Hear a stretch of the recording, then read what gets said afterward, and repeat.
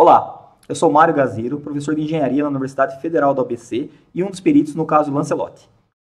Eu preparei uma série de vídeos divididos em capítulos para demonstrar para vocês como foi o nosso trabalho em detalhes aqui na perícia, porque a gente já concluiu os laudos, já concluiu os trabalhos e agora a gente vai explicar esse trabalho ao público. Antes de a gente ir para o primeiro capítulo do vídeo de hoje, eu queria mostrar um vídeo a respeito de como foi o momento em que a gente finalizou os últimos processamentos de alto desempenho nos computadores do laboratório que comprovavam finalmente a inocência do padre.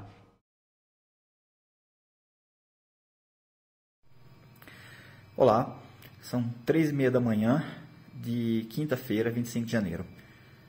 Eu queria registrar esse momento, tá? Eu acabei de fazer os testes ali.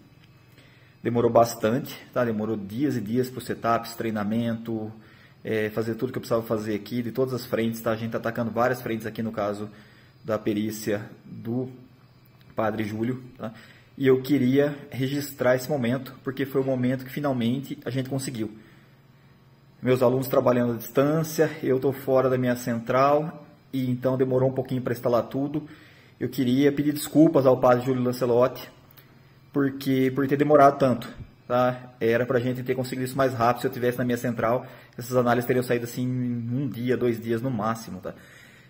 Porque demorou tanto, porque os vídeos só saíram no sábado, tá? A gente nunca teve acesso a esse material, né? Então finalmente o material saiu, depois da gente cutucar tanto lá, com aquele primeiro laudo, questionar, aí saiu, e aí a gente pôde trabalhar aqui. E assim, foi um ritmo frenético, porque desde quando saiu o vídeo, foi um ataque gigantesco à figura do padre Lancelotti. Eu fico imaginando o que ele está passando.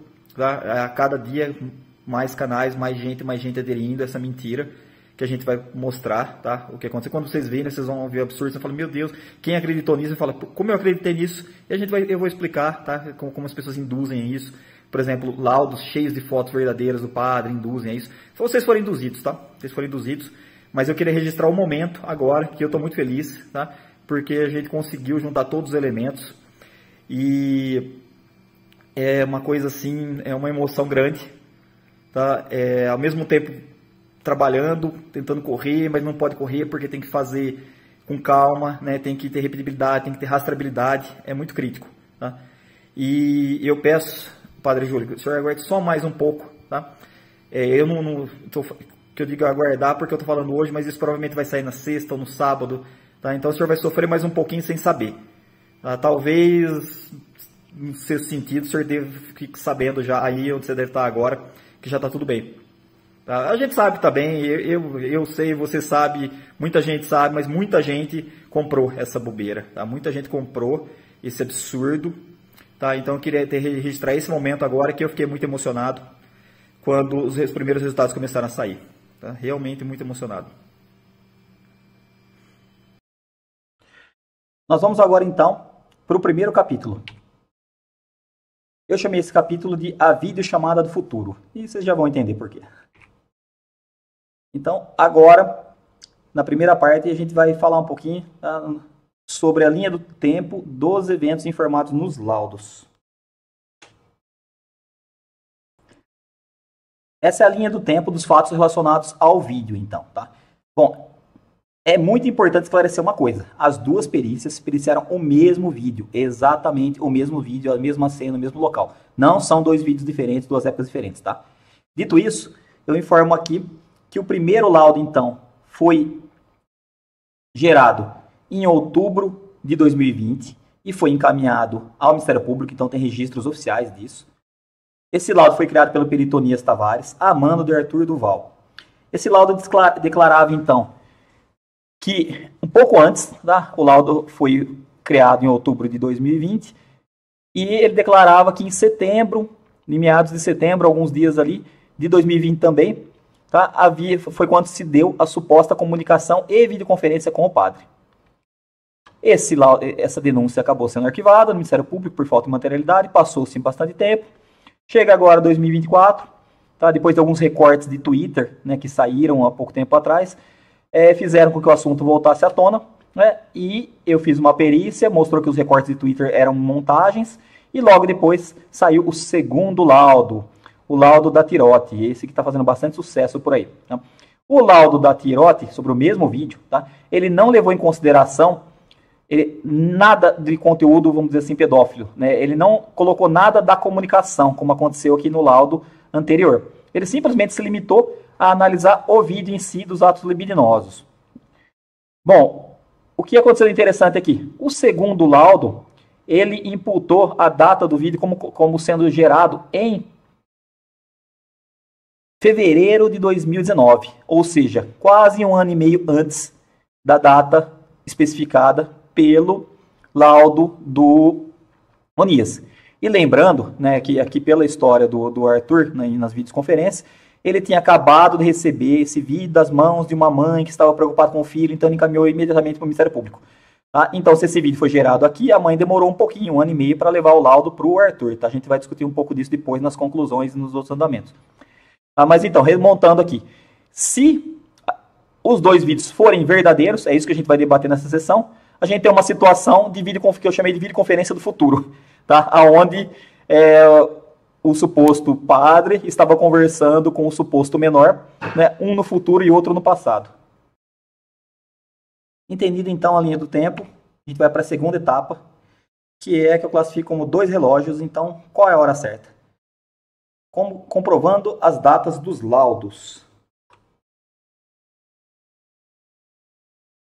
Como nós vimos no vídeo anterior, existe uma questão muito insólita a ser respondida aqui relacionada às datas dos vídeos, pois elas estão com uma diferença de mais de um ano e meio entre um laudo e outro. Então vamos dar uma repassada aqui nos laudos para ver o que está acontecendo. Primeiro aqui, tá? Vamos dar uma olhada no laudo do Onias. Ele especifica aqui os diálogos começando em 13 de setembro. Tá? E vai listando até o dia 14. E ele especifica também a descrição do arquivo aqui em cima. Tá? Então ele tem esses descritores do Windows que fala quando os arquivos foram criados. Tá? 13 de outubro de 2020. Aqui não tem o nome do arquivo. 13 de outubro. Tá? Vocês vão passar por aqui, vai ser tudo outubro, tá? 13 de outubro, 13 de outubro, algumas caixinhas têm o tamanho do arquivo, né? 13 de outubro, tá? Tudo com 13 de outubro, pode ficar tranquilo. Bom, então, se a gente olhar aqui pela transcrição literal dele lá, ele faz uma transcrição. Por que ele faz a transcrição? Porque é assim que ele apresenta o conteúdo pedófilo, gente. O conteúdo pedófilo é mostrado num celular. Alguém com luvas brancas, não foi o perito recebeu esse vídeo, pelo que ele a informação que ele me passou. Tá? Então, o que a gente tem aqui é essa transcrição que depois foi feita aqui embaixo. Notem uma coisa, notem também o estilo do celular, o celular aparece bem aqui, né? Só que depois, quando ele mostra os vídeos, não aparece mais esse celular desse jeito. Os vídeos não aparecem aqui, aqui só tá as conversas, tá? Então a gente tem no laudo do Tirotti essa comprovação por arquivo, especificando, para quem gosta, para quem acredita aqui, né, para quem já ficou convencido, está aqui 2020. Será que esse é o laudo certo? O laudo do Onias, na verdade, esse é o laudo do Onias. Será que esse é o laudo correto? A data dele está correta, a data do outro que está errada? Vamos ver como é que o outro especificou a data. O outro laudo da Tirotti usou um método que me agradou bastante, tá? Porque ele pegou a data em um dos frames, tá? Se vocês olharem aqui os frames, ele mostra a data também, tá? Extraídos do vídeo. Como os frames extraídos do vídeo não sofreram adulteração, a gente fez análise da alteração, é muito mais confiável se a gente acreditar no laudo da Tirotti, na data do laudo da Tirotti. Porém, o frame do vídeo ele não mostra o ano. Aí o Tirotti foi lá, muito espertamente, e encontrou a data olhando para o calendário. Ele voltou até 2019, obviamente que não ia ser depois de 2020, que já era o laudo no Ministério Público do Onias, e aí ele achou lá que em 26 de janeiro de 2019 tinha caído uma terça, e aqui tinha informação de terça-feira. Pronto, achado. Porém, a Tirotti não levou em consideração que, se você voltar muito no calendário, vai ter uma terça-feira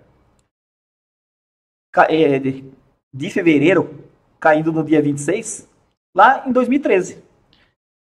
2013 era plausível, com esses celulares antigos, pelo menos que estão mostrando aqui na foto, era possível se levar em consideração que seria um celular velho? Sim, tá? Eles não consideraram isso. Então a gente tem essa característica, tá? O ano pode ser 2019, pode ser 2013 ou até para trás. Então a gente tem esse problema de data aqui com a Tirote. E aqui a gente tem essa questão de confiar nos arquivos no file system do Windows, que isso daqui é totalmente furado, gente. Isso daqui não tem valor forense algum. Qualquer um pega um programinha de internet e vai ali e adultera as datas que você quiser. A data criada, a data modificada, a data acessada, tá? Então, isso aqui que o Anísio usou aqui, sinto muito, não tem validade, tá? Seria o primeiro a ser descartado.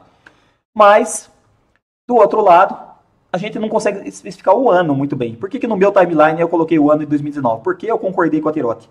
Porque eu completei a análise forense deles, tá? Fiz um pouquinho do trabalho deles.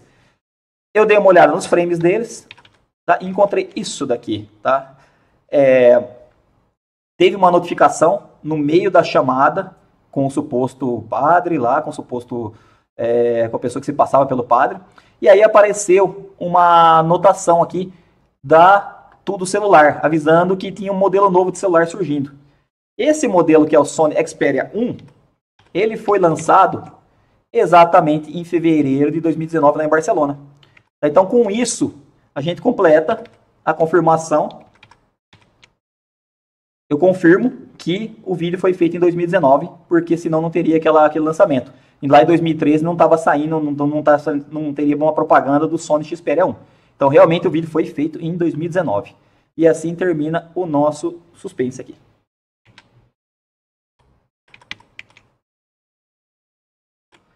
Agora que a gente definiu, então, as datas corretas, tá? Que o vídeo original foi feito em 2019, fevereiro de 2019, vamos partir para a última etapa desse capítulo.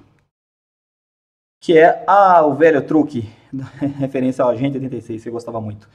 Que foi o velho truque, que nesse caso foi transformar um ato libidinoso para pedofilia num passe de mágica, ou eu diria um passe de Photoshop.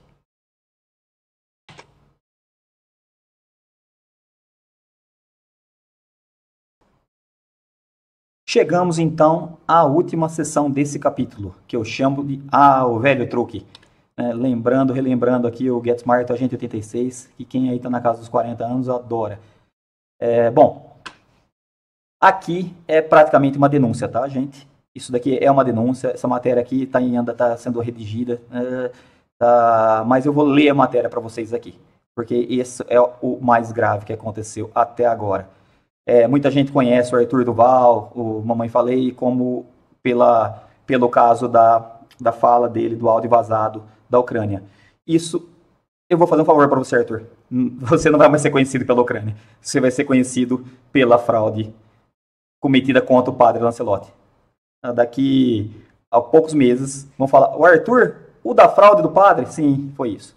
Olha só, gente, o que a gente achou aqui no material, justamente quando a gente cruzou os dados, relembrando, tá? Não é nada que ficou escondido e ninguém achou. Foi tanto informação que finalmente chegou agora pra gente, né, com o novo laudo da Tirote, vídeos, material que ficava escondido, que ninguém soltava, a gente conseguiu fazer um cruzamento inédito de dados aqui e chegar num crime. O crime se chama fraude processual.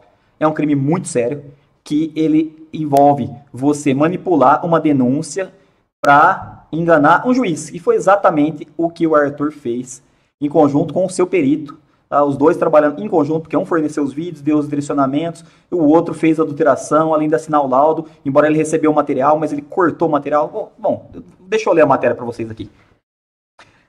Padre Júlio, comprovada a fraude processual perpetrada por Arthur Duval e seu perito. O pesquisador forense Mário Gaziro, da UFBC, que investigou a fundo todas as provas e fatos relacionados ao caso de acusação ao padre Júlio Renato Lancelotti, detectou provas materiais de flagrante delito do crime de fraude processual, crime de alterar dados de processo para levar um juiz a erro, com pena prevista de detenção de 3 meses a 2 anos e multa. No primeiro laudo acusatório ao padre. Então, feito em outubro de 2020 e encaminhado ao Ministério Público, o qual foi posteriormente arquivado por falta de materialidade das provas na época. O crime foi perpetrado pela dupla Onias Tavares de Aguiar e Arthur Moledo Duval, respectivamente o perito que redigiu e adulterou o laudo e seu contratante, o qual forneceu os vídeos. Onias adulterou deliberadamente o topo do cabeçalho dos quadros extraídos do suposto vídeo acusatório de forma a ocultar o fato de que não se tratava do mesmo aparelho celular. Lembra que eu comentei ali atrás que ele era meio estranho? Um era um aparelho, o outro mostrava print e o outro mostrava aparelho, então foi essa papagaiada que eles fizeram. Apresentado ao longo do documento. Visto que nas sessões anteriores do laudo, o modelo do aparelho celular utilizado para apresentar os supostos diálogos de pedofilia foi outro, como comprovado pelas imagens a seguir. Então a gente tem aqui, o que a gente tem aqui é um zoom do celular onde mostrava o conteúdo de pedofilia, o conteúdo que o Arthur vive falando na internet. Me dá nojo, eu tenho nojo daquele padre, eu tenho nojo de mostrar as coisas que ele escreveu lá. Arthur, gente, vocês escreveram, vocês são muito descarados, está aqui a prova, tá? Vocês escreveram. Então, eu estou dando um zoom aqui porque o que é essa marcação em vermelho? Essa marcação em vermelho é o topo do cabeçalho do celular que eles usaram. Olha aqui, então é bem característico do modelo, onde aparece a bateria, onde aparece o 3G, onde aparece tudo. Então tá aqui, cabeçalho da tela do celular que apresentava os supostos diálogos de pedofilia no laudo elaborado por Onias Tavares por contratação de Arthur Duval. Ou seja, isso aqui, essa frame em particular está na página 27 do laudo do Onias. Eu só vou usar aqui os materiais deles, tá, gente? Não é nenhum material meu, para falar, cadê o hash, cadê isso, cadê aquilo? Não, eu estou apontando, então na página 27 do laudo do Onias, se vocês não acharem, tá nos apêndices do meu laudo, procure minha matéria, o meu laudo da Fórum, tá lá, eu trago o apêndice, quando meus apêndices eu trago o laudo do Onias completo, que é bem difícil de achar, eu trago o laudo da Perotti, que está mais fácil de achar, mas não, podem pegar lá nos meus anexos, né? Então, essa denúncia aqui é baseada apenas no cruzamento dos dois laudos. Eu não criei material nenhum, não peguei material em nenhum outro lugar. Então, dando continuidade. Olha aqui que interessante o que vai aparecer agora. Isso que vocês estão vendo aqui em cima é um frame retirado do material da perícia do Tirotti. A perícia do Tirotti, ela forneceu os vídeos originais. Se ela cortasse algum pedaço, não ia ficar incondizente com o tamanho do vídeo. Então a Tirotti não mexeu nada, entregou os vídeos do jeito que estava. E olha o que veio no vídeo da Tirotti. Olha o alto do cabeçalho aqui. E quando eu vi isso, eu pensei assim, eu cansei de olhar essas imagens no laudo do Onias e eu não vi esse cabeçalho. Voltei a olhar o laudo do Onias e realmente, nenhuma imagem lá tem um cabeçalho. Eles cortaram o cabeçalho aqui. Tá? Vocês podem ver aqui. Então essa é a fraude processual de ter cortado o cabeçalho de todas as imagens. Tá? Então tá aqui embaixo. Aqui. Cabeçalho divulgado recentemente em conjunto com o segundo laudo contra o padre Júlio. Laudo esse também demonstrado incapaz de provar que se tratava do padre. Tá? Isso está lá numa outra matéria nossa. E encontrado na página 33, denominado Frame WhatsApp Vídeo 2024.1459. E tem também naqueles frames que eles deram no Dropbox para você baixar. Se eles ainda mantiveram os arquivos lá. Tá? Mas a gente tem tudo guardado aqui. Mas se você olhar no laudo, vai estar pequenininho lá isso daqui. Se você baixar os frames dele separados, você vai pegar isso aqui grande. Aqui eu peguei dos frames separados, porque se aumentasse o quadrinho ia ficar muito pequeno. Então, esse frame aqui, ele é exatamente esse frame aqui. Tá? Não é outra ocasião, não é outra situação, nada. É exatamente esse frame aqui, do Onias. Então tá aqui, ó. A adulteração realizada pelo perito Onias, o qual removeu todos os cabeçalhos, não foi só isso, para ocultar o modelo do celular e assim induzir o Ministério Público ao erro em acreditar que os supostos diálogos de pedofilia aconteceram no mesmo celular que registrou o vídeo fraudulento.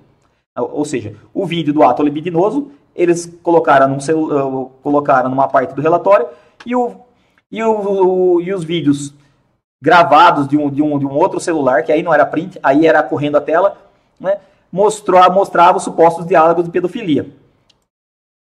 Bom, essa prova está localizada na página 147 do relatório elaborado pelo Onias Tavares, a mando do contratante Arthur Duval. Então, o que aconteceu? Se você for lá na página, no relatório do Onias, que está nos meus anexos, olhar a página 147, você vai ver isso aqui sem o cabeçalho. E se você for lá no relatório da Perotti, da última perícia, tá, que você vai encontrar na página 33 o mesmo frame, porém com o cabeçalho. Qual a diferença desses cabeçalhos? É brutal, gente. Essa aqui é a diferença dos cabeçalhos, tá? Notas que não é o mesmo celular de forma alguma. De forma alguma. Somas, aí pode vir, muita gente vai ver isso aqui. A pessoa pode falar assim, mas será que o suposto adolescente não trocou de celular e aí recuperou o backup do WhatsApp? Alguma coisa do gênero? Gente, isso ainda não explica as datas, tá? Tem a questão atemporal da data. São duas coisas. A adulteração no processo, na fraude processual, mais as datas, tá? Porque eles mostraram exatamente o mesmo vídeo. Se eles mostrarem exatamente o mesmo vídeo, não é possível que eles tenham datas diferentes. A gente já estabeleceu aqui que a data correta é da Tirote. A data correta é 2019, não é a data correta do Arthur Duval. Então, deixa eu continuar lendo aqui o que vai sair. Embora a ausência de cabeçalho tenha sido algo notado como suspeito pelo pesquisador quando este analisou o primeiro laudo, não havia maneiras de comprovar, à época, que o cabeçalho removido seria diferente do cabeçalho apresentado no celular que trazia supostas mensagens de pedofilia. Ou seja, eu achei estranho que estava recortado, mas eu não tinha material original. Eu estava fazendo milagre na perícia.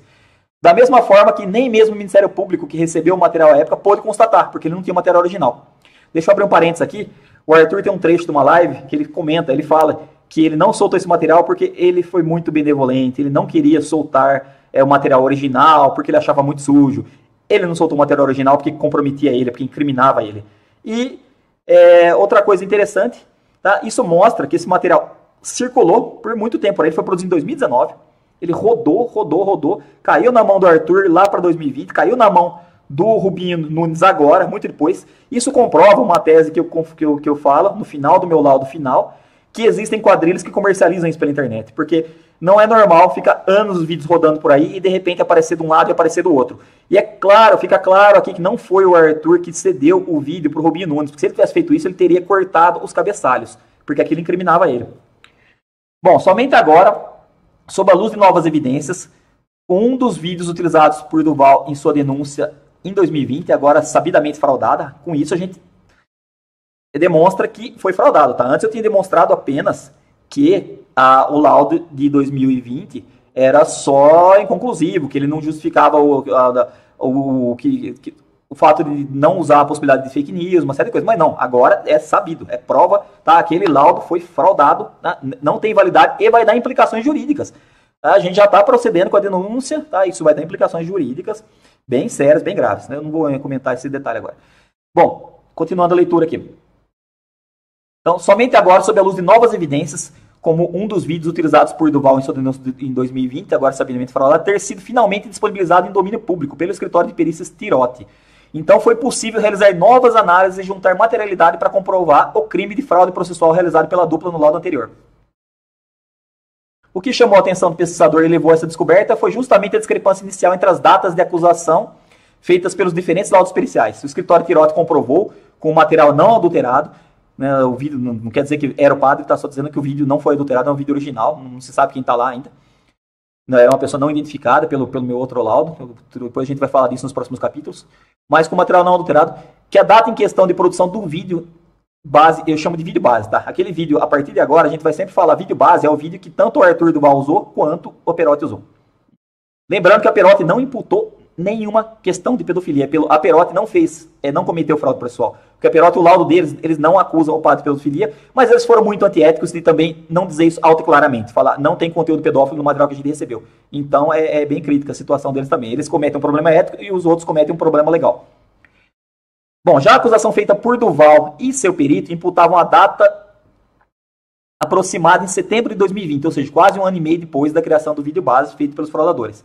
Ou seja, esses fatos corroboram totalmente a hipótese apresentada pelo pesquisador em seu laudo final, já publicado e disponível em outra matéria lá da Fórum, o qual existem quadrilhas atuando na criação de fraudes cenográficas, como a que ocorreu no caso do Dória, na eleição de 2017, e mais precisamente as quadrilhas ofertam esse tipo de material a pessoas mal intencionadas que podem, desde apenas publicar esse material fraudulento, ou até mesmo, que foi o que acontece agora com o Rubinho Nunes, né? Ele publica o material fraudulento da maneira como ele recebeu, ou até mesmo tentar agravar ainda mais o material, acrescentando aí seus agravantes forjados, que foi o que o Arthur Duval fez. Ele pegou um material de cunho libidinoso, que aparentemente já tentava difamar o padre, e aí, além disso, não contente com isso, tá? Não contente com isso, porque o material original, né, o material vídeo base, não informa quem está adotando a linha, não informa nada. Tá? Então eles acrescentaram todo esse conteúdo de pedofilia que arrumou briga com um monte de instituição, colocou a sociedade contra a igreja e tudo mais, e criou esse caos.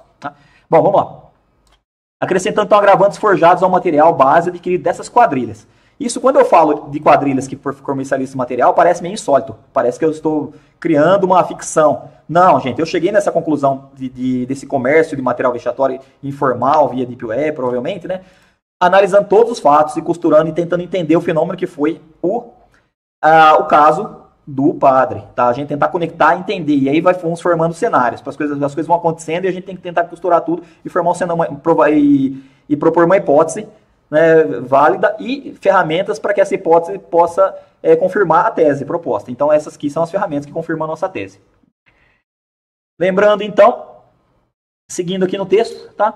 Que teve a questão da latência desse tipo de negociação, foi grande, ou seja, levaram anos. Se o material foi feito em 2019, fevereiro de 2019, por que ele chegou na mão do Arthur em setembro de 2020 e por que ele chegou na mão do Rubinho Nunes em janeiro de 2024, tá? Então, a gente tem esses materiais circulando aí, sendo vendidos, sem saber o que como foi adulterado, o que fizeram, né? Mas é tipo do que aconteceu ali com o Dória um pouco. Bom, período esse o qual o material deve ter eventualmente sido negociado pelo submundo da internet na Deep Web. Quem está vendendo o vídeo, agora não dá mais, né, porque agora já caiu em domínio público, mas quem estava vendendo o vídeo falso do padre ganhou aí 2 vezes, né? Porque agora fica claro que se esse vídeo é 2019, o Arthur não recebeu de mãe nenhuma. Aliás, se a mãe desse menor, ou se esse menor que hoje é maior, fictício, tá? Eu falo que é fictício porque o Ministério Público tentou buscar o perfil na internet e chegou num provedor lá do Uruguai, ou seja, o Arthur e companhia tiveram fraude também eletrônica, desviaram por VPN, tentaram fazer uma maracutaia, então eu sei que não existe, todo mundo sabe, tá? Mas fica o desafio, tá? Se a mãe se alguém acredita no Duval que uma mãe levou esse material, por favor, essa mãe me manda e-mail, apareça na internet, e a gente vamos conversar, e eu me desculpo se ela surgir, ela não existe, tá? Ela não existe, eu corto meu pescoço se essa mãe existir. E vamos lá. E a propósito, seria muito bom se o vereador Rubinho Nunes, que também conseguiu o material base, certamente não foi com o Arthur, informasse aos seus eleitores qual a procedência desse material, visto que certamente não foi enviado a ele por Arthur Duval e seu perito, uma vez que ele continha provas de fraude processual que esses cometeram. Tampouco o vereador Rubinho Nunes deve ter recebido esse material da mesma suposta mãe preocupada com a segurança do filho, informação dada por Duval sempre que questionado quanto à origem do material fraudulento. Aliás, diga-se de passagem que os peritos contratados por Nunes não apresentaram nenhum indício de suposta ação de pedofilia no seu laudo, pois o vídeo base dos fraudadores, única peça analisada pelos peritos da Tirote, não trazia contexto algum, pois dessa forma ficava livre aos compradores ajustarem o contexto da acusação sobre a situação fraudada, de cunho vexatório. Ou seja, as pessoas fazem esses vídeos e vendem, e quem comprar, que imputa o que quiser, que usa aquele vídeo e fala o que era aquilo. Né? Se quer falar se era pedofilia, se era pederasta, se era homossexual, se era hétero. Quem recebe o vídeo ajusta do jeito que quer. Inclusive o vídeo vai sem rosto, né? Fica aquela telinha preta ali. Se quiser colocar, fazer uma adulteração bem feita ali, livre de prova, né? Tem algumas técnicas para fazer isso. Pode até colocar ali um rosto de uma outra pessoa. Pode colocar, ó. Então, é uma fraude pronta, assim, sabe? Vendida no varejo, quase. Né? De cunho vexatório, o qual se tenta imputar sobre a vítima. Ou seja, que são sempre pessoas públicas e de grande destaque na sociedade. Tampouco os peritos, isso é uma crítica para vocês da Perote, tá? Vocês com certeza estão analisando esse material. Vocês não tiveram a decência de informar na conclusão do seu laudo que o material que vocês periciaram não trazia nenhum indício contra a acusação de pedofilia. Tá? Isso é uma picaretagem, tá? Isso é um mau caratismo, fazer uma coisa dessa. Tá? Vocês se basearam numa narrativa que agora foi provada, ser fraudada, que vai ser apurada, tá? Vai gerar bastante problema isso daqui, né? E vocês então deixaram jogar no ar ficar no ar essa acusação de pedofilia do vídeo do Arthur adulterado e foram lá e fizeram o seu laudo quietinho no vídeo que tranquilamente não tinha adulteração, mas também de forma alguma comprovava que era o padre. Isso a gente já falou aqui no outro laudo. Tem elementos de cenário que não são compatíveis, aquele cenário provavelmente pode ter sido montado, então isso tudo não é uma discussão que eu vou fazer agora, tá? Aqui é só uma discussão de caráter mesmo. Mas se vocês são peritos, vocês estão analisando o material, vocês estão chegando à conclusão que é isso, vocês deviam no mínimo colocar uma nota lá, não foi encontrado nenhum indício de pedofilia aqui. O próprio Onias, ele teve essa decência quando ele fez o primeiro laudo. Ele fala no final, provavelmente esse menor não existe, porque já tinha investigação no Ministério Público. Então, nesse sentido, tá? Temos que ver o quanto o Onias ele vai ter que se defender e tudo mais, mas temos que ver o quanto ele foi induzido também ao erro. Eu sei que ele não recebeu os vídeos originais, ele recebeu o vídeo do vídeo. Tem que ver o quanto o Arthur manipulou ele para isso. Tá? E se ele foi enganado, ou se ele teve participação, ou se o Arthur já entregou, ou se foi a equipe do Arthur que cortou aqueles cabeçalhos antes de mandar para o Ministério Público, tá? Desculpa, eu não quero ficar fazendo o seu rosto, mas afinal de contas, você assinou e os cabeçalhos estavam cortados, então a responsabilidade é sua, tá? E vamos lá, continuando. Deixaram, então, por conta do primeiro laudo. Tá? Então, os peritos da Perotti deixaram isso por conta do primeiro laudo. Então, o primeiro laudo vem fraudado, imputa a tese de pedofilia. Vem o segundo laudo e fala, não, o vídeo é verdadeiro. Olha a malandragem da coisa. Olha a malandragem da coisa, anos depois. Mas, bom, e hoje é sabido, então, que ele é produto de uma fraude, que o primeiro laudo é produto de uma fraude processual, tá? Que passou inerte pelo Ministério Público e não tinha o vídeo original. Denúncias contra Duval com relação à produção do material fraudulento contra o padre já haviam sido reportadas pela revista Piauí, tendo sido uma denúncia que partiu inclusive dos integrantes do MBL, mas que até agora só se baseava em testemunhos sem provas materiais. Mas foi uma denúncia bem completa, bem condizente com o laudo que eles entregaram. Tá? A denúncia fala do menor MNR, e lá no laudo está o menor MNR. A denúncia fala de 2 a 14 de setembro, bate com 2 a 14 de setembro. Só quiseram descredibilizar, tá? O que você vê por aí é o Duval falando, eles queriam um cargo no MBL, a gente não deu, eles saíram e fizeram essa mentira. Mentira, né? Então agora ficou claro que isso dá materialidade para a denúncia, feita já, tá? De armação que eles fariam contra o padre. Mal sabe que a malandragem que foi, eles já tinham o vídeo fraudado do padre em mãos e montaram toda aquela armação só para fazer a denúncia ali. Eles não precisavam sequer ligar para o padre, não precisavam sequer... Muita gente cogitou, será que eles não ligaram, se passaram por alguém? E eles falam, não, gente, eles já compraram o vídeo fraudado, eles só tiveram que fazer a arapuca para enganar o Ministério Público. Tá? O padre nunca recebeu uma ligação de menor algum, quanto muito menos de equipe do Duval se passando por menor. Tá, nisso eu tenho que concordar com o Guto Zacarias, que falou que ele não fez isso. Realmente, ele não fez isso. O vídeo já estava comprado em 2019.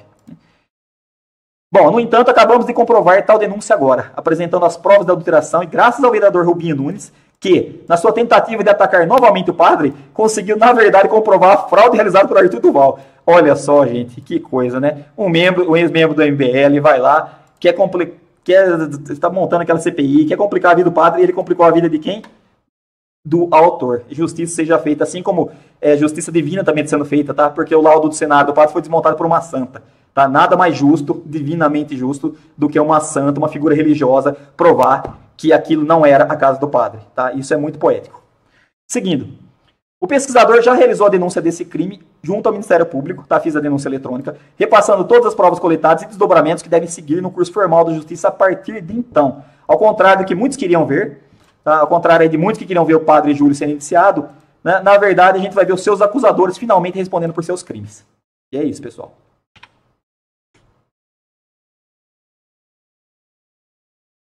Ah, não é isso não, tá? Esqueci de uma coisa muito importante. Quando eu questionei o perito Onias, quem era o contratante dele, ele falou que não podia falar, por questões contratuais. Então, como é que a gente liga o Arthur Duval nessa bomba agora do perito?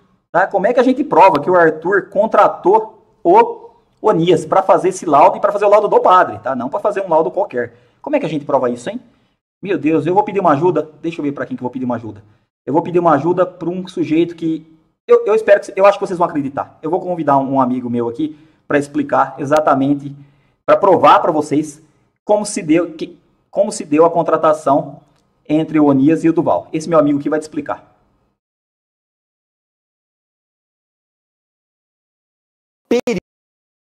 Perícia, eu paguei do meu bolso uma perícia. É muito importante deixar claro. Eu paguei uma perícia, uma primeira perícia, tá? Quem foi o perito desta perícia? O senhor Onias, que é incluído perícia, mandei para o Ministério Público, mandei para a imprensa. Agora, ó.